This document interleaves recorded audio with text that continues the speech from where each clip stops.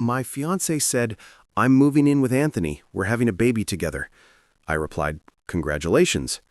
Then canceled her engagement ring, returned her car, and changed every password. 6 hours later, she was at my door, sobbing that Anthony had kicked her out. I, 36 male, am writing this from my kitchen table, staring at a half-empty coffee cup and trying to process how fast your entire future can implode. It was Thursday around 2 p.m. when my phone rang. Sarah, 31F, my fiancé of 8 months. We'd been together 3 years, lived together in my house for the past year and a half. The conversation was short, brutal, and weirdly formal. "David, I need to tell you something. I'm moving in with Anthony. We're going to have a baby together. I'm picking up my things tonight." Anthony, 29, her personal trainer, the guy she'd been working out with religiously for the past 4 months. I'd even paid for the sessions thinking I was being supportive. My brain kind of froze for a second. The words didn't compute immediately. "Congratulations." I said it flat, emotionless, like I was confirming a dinner reservation. "That's it? That's all you have to say?" "What else is there to say? You've made your decision." "I thought you'd fight for me or something." "You're pregnant with another man's child and moving in with him, Sarah. There's nothing to fight for anymore." Then I hung up. The weird thing was how calm I felt, almost detached, like I was watching someone else's life implode. But under that calm, my mind was already working. First things first, the engagement ring. Called the jewelry store where I bought it 6 weeks ago, explained the situation. The manager was sympathetic, said they had a 60-day return policy for situations like this, minus a restocking fee. Drove there immediately, returned the ring, got back $11,000 out of the $12,000 I'd spent. Next, the car. Sarah drove a leased BMW that I'd co-signed for about 10 months ago. The payments came out of my account automatically. Logged into the leasing company's website, removed my payment method, called them directly, explained I was removing myself as guarantor effective immediately. They said she'd need to qualify on her own income or return the vehicle by the end of the month. Her personal training instructor salary wasn't going to cut it. Then I went home and started changing everything. Wi-Fi password changed, Netflix, Disney+, all streaming accounts, logged out all devices, changed passwords. Home security system, changed the code. Her gym membership that I paid for, canceled. Credit card where she was an authorized user, called and removed her immediately. The whole process took maybe 3 hours. Methodical, efficient. By 5 p.m., I was sitting in my living room, everything secured, waiting to see what would happen next. 6:30 p.m. My doorbell rings. I look through the security camera. It's Sarah, crying, mascara running, holding 2 suitcases. I open the door but keep the chain on. "David, please, we need to talk. Anthony kicked me out." "Why would Anthony kick out his pregnant girlfriend?" "It's complicated. He said he needs time to process everything. He wasn't ready for me to move in yet." The entitlement was staggering. She'd blown up our life expecting Anthony to seamlessly take over supporting her, and when that fell through, she was back at my door. That sounds like an Anthony problem, not a David problem. "You can't just cut me off like this. I can't get into any of the accounts. The car payment got declined. My gym membership is canceled." "You said you were moving in with Anthony. These are Anthony's responsibilities now. Please, just for tonight, until I figure things out." "No, Sarah, you made your choice this morning. You chose Anthony and his baby over our life together. I'm respecting that choice." Her face went from desperate to angry to panicked. "This is insane. You're punishing me for being honest with you." "I'm not punishing you. I'm accepting your decision. You wanted a different life with Anthony. Go build it." "But I have nowhere to go." "You have Anthony. You have family. You have friends. Figure it out." I closed the door and turned the deadbolt. She banged on it for about 10 minutes, crying, yelling, then finally left. Update 1. It's been 48 hours since Sarah's announcement, and the fallout has been predictable. Thursday night, after she left my doorstep, I got a barrage of texts from new numbers. Clearly, she was borrowing phones since I blocked her main one. David, please, I made a huge mistake. Anthony isn't who I thought he was. I'm staying at a motel. I can't afford this. Please, just talk to me. I screenshotted them all and didn't respond. Friday morning, her sister Jessica called my work phone. David, what the hell is wrong with you? Sarah is devastated. She's practically homeless. Sarah announced she was moving in with Anthony and having his baby. I respected her decision. She made a mistake. Anthony turned out to be a complete... He basically used her and threw her away. That's unfortunate, but it's not my problem to solve. She needs help. She has nowhere to go. She has family. She has friends. She has Anthony, who's the father of her child. Anthony wants nothing to do with her now. Again, not my problem. She chose him over me. You're being cruel. I'm being realistic. She ended our relationship to be with someone else. I'm not a backup plan. Hung up. Blocked that number. Friday afternoon. Sarah's mom called. That was fun. David, I'm ashamed of you. Sarah's pregnant and you threw her out like garbage. Linda, Sarah announced she was leaving me for another man and having his baby. I didn't throw her out. She left. But she changed her mind. She realized she made a mistake. She realized Anthony wasn't going to support her like I did. That's not changing her mind. That's facing consequences. She needs stability right now. She's carrying a child. Anthony's child, Anthony's responsibility. You're heartless. I'm practical. Your daughter chose someone else. I'm respecting that choice. The best part? I found out through a mutual friend that Anthony didn't just kick Sarah out. He's apparently married, has been the whole time. His wife found out about the affair and the pregnancy, and Anthony immediately cut all contact with Sarah to save his marriage. So Sarah didn't just lose her fiancé and her comfortable life with me, she lost her affair partner too. And she's pregnant with a married man's baby who wants nothing to do with her. The hits keep coming. Got a call from the BMW dealership today. Sarah apparently went there trying to explain the situation, hoping they'd work with her. They told her exactly what I already knew.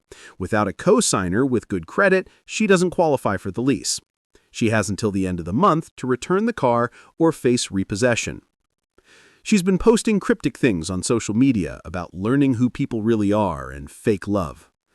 A few mutual friends have reached out asking what happened. I tell them the simple truth. She left me for another man and it didn't work out, and now she's dealing with the consequences. Most people get it. The ones who don't weren't really my friends anyway. Spent the weekend cleaning out the last of her stuff from the house, things she didn't grab in her rushed packing Thursday night. Boxed it all up, labeled it clearly. If she wants it, she can arrange pickup. I'm not delivering anything.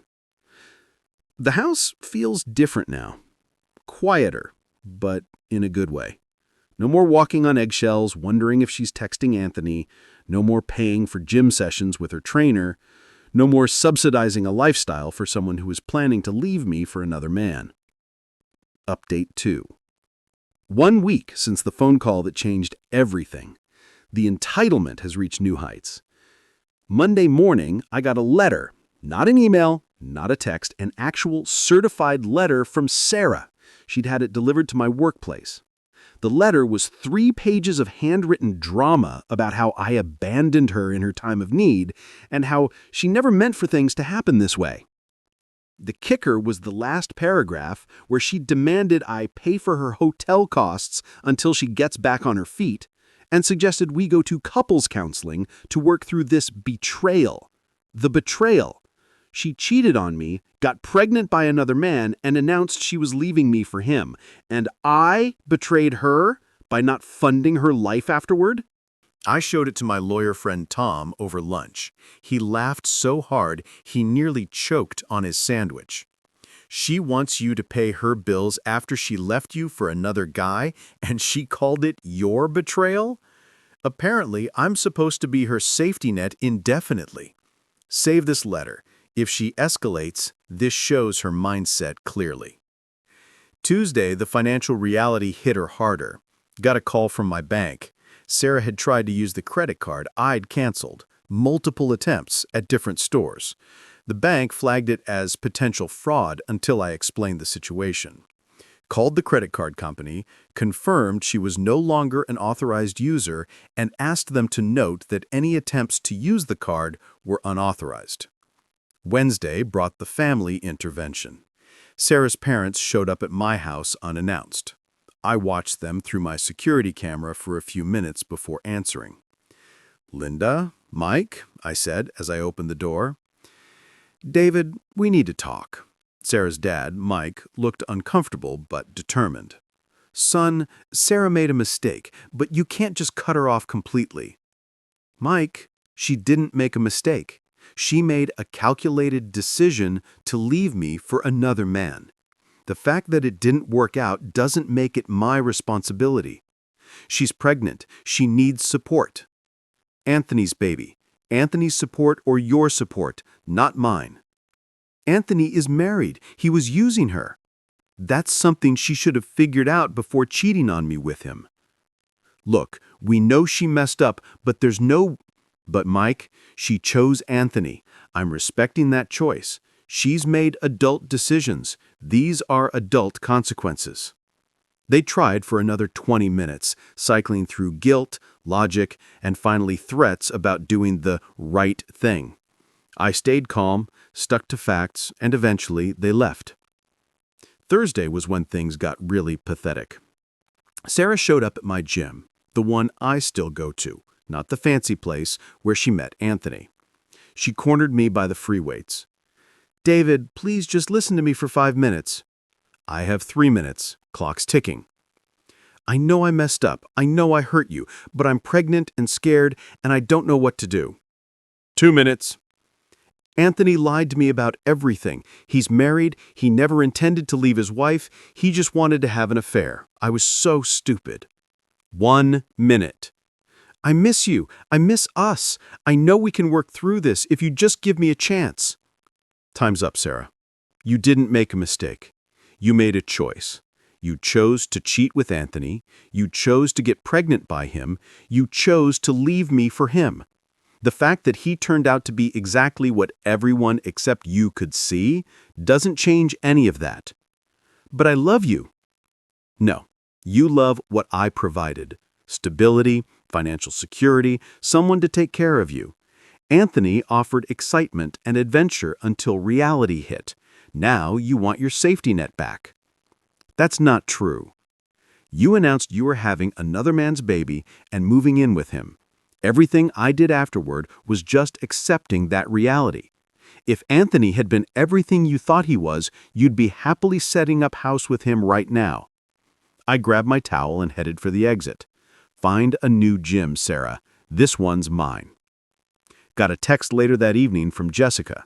"You're a heartless bastard. Sarah is sleeping in her car." My response? She chose Anthony. These are Anthony's consequences to manage. Blocked Jessica permanently. Final update. It's been 3 months since Sarah announced she was leaving me for Anthony. Time for the final chapter on this mess. The immediate aftermath of my last update saw Sarah's situation spiral quickly. Turns out sleeping in a BMW you can't afford while pregnant isn't sustainable. She lasted about a week before the car got repossessed. I drove by the lot where they towed it, saw it sitting there with the dealer plates back on. Her parents finally stepped up. Sort of. They let her move back into her childhood bedroom, but from what I've heard through mutual friends, it's been a disaster. Sarah expected them to provide the same lifestyle I had: eating out, shopping trips, entertainment budget. Instead, she got basic room and board and lectures about responsibility. The pregnancy itself became another complication. Anthony, in his desperation to save his marriage, apparently convinced his wife that Sarah was lying about the paternity. He demanded a prenatal DNA test. Sarah agreed, probably hoping it would force him to step up. Results came back. Definitely his kid. Anthony's response wasn't to leave his wife for Sarah, it was to lawyer up and prepare for a custody fight while offering minimal child support. His wife kicked him out anyway, but he's fighting to keep Sarah from getting anything substantial. So now Sarah's facing single motherhood with a part-time job, living with her parents, and a baby daddy who treats her like a legal obligation. The best part happened about 6 weeks ago. I was at a coffee shop near my office when I spotted her across the street, very obviously pregnant now, struggling with grocery bags. For just a moment, I felt a flicker of something. Not sympathy exactly, but recognition of shared history. Then I remembered her standing in my living room announcing she was having Anthony's baby and moving in with him. I finished my coffee and went back to work. Last week, Jessica tried one more approach through my coworker, asked if I'd be willing to help Sarah for old time's sake, maybe contribute to baby expenses since I used to care about her. My response was simple. Sarah chose Anthony to be her baby's father. These are Anthony's expenses. The entitlement never stops. Even now, facing the full consequences of her choices, she and her family still think I should clean up the mess she made. As for me, life is good, really good. The house is mine again, my finances are mine again. I don't have to wonder who my partner is texting or worry about funding someone else's affair. Started dating someone new last month. Michelle, a 33-year-old architect I met through friends. She's smart, independent, pays her own bills, and has never mentioned needing a personal trainer. It's refreshing to be with someone who doesn't see me as a financial plan. The revenge wasn't elaborate or dramatic. It was just letting Sarah face the natural consequences of her choices. She wanted Anthony and his baby. She got Anthony and his baby along with everything that came with it. A married man who used her, a custody battle, single motherhood, and the collapse of the comfortable life she threw away. She gambled our relationship on Anthony being her upgrade. She lost that bet, and the house always wins. Sometimes, the best revenge is just stepping aside and letting people destroy themselves. Thanks for reading, Reddit.